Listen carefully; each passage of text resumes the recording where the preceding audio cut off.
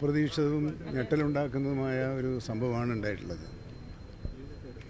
ബഹുമാനപ്പെട്ട ആരോഗ്യവകുപ്പ് മന്ത്രി തന്നെ ആ കാര്യത്തിൽ ആവശ്യമായ സമഗ്രമായ അന്വേഷണം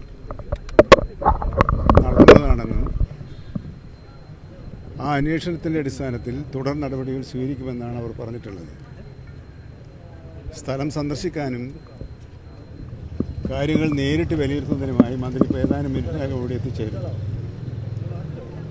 ഗവൺമെൻറ് അതിനെ ഗൗരവത്തിൽ കാണുന്നു എന്നുള്ളതുകൊണ്ട് തന്നെയാണ് മറ്റെല്ലാ പരിപാടികളും മാറ്റിവെച്ച് ആരോഗ്യമന്ത്രി നേരിട്ട് ഇവിടെ എത്തുന്നത്. ഏതാനും മിനിറ്റുകൾക്ക് അവർ ഇവിടെ എത്തിച്ചേരും.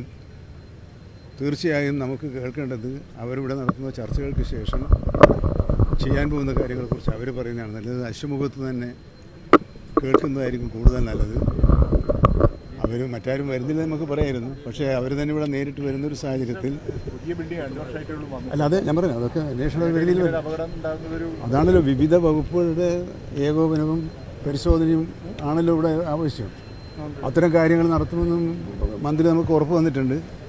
അപ്പോൾ മറ്റൊരു അഭിപ്രായം പറഞ്ഞില്ല, അത്തരം കാര്യങ്ങൾ എങ്ങനെ നിർവഹിക്കും എന്നറിയാൻ എന്നുള്ള ഒരു പരിപാടി തയ്യാറാക്കുന്നതിന് വേണ്ടി കൂടിയാണ് അവർ വന്നിട്ടുള്ളത്.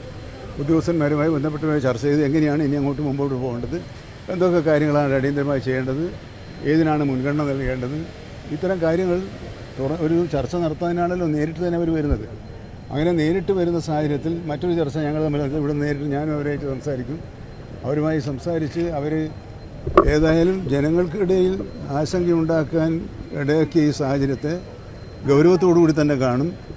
അതിന് ഫലപ്രദമായ നടപടികൾ സ്വീകരിക്കുമെന്നാണ് നേരത്തെ ബഹുമാനപ്പെട്ട ആരോഗ്യമന്ത്രി വ്യക്തമാക്കിയിട്ടുള്ളത്. അതിൽ കൂടുതൽ കൂട്ടിച്ചേർക്കാനൊന്നുമില്ല.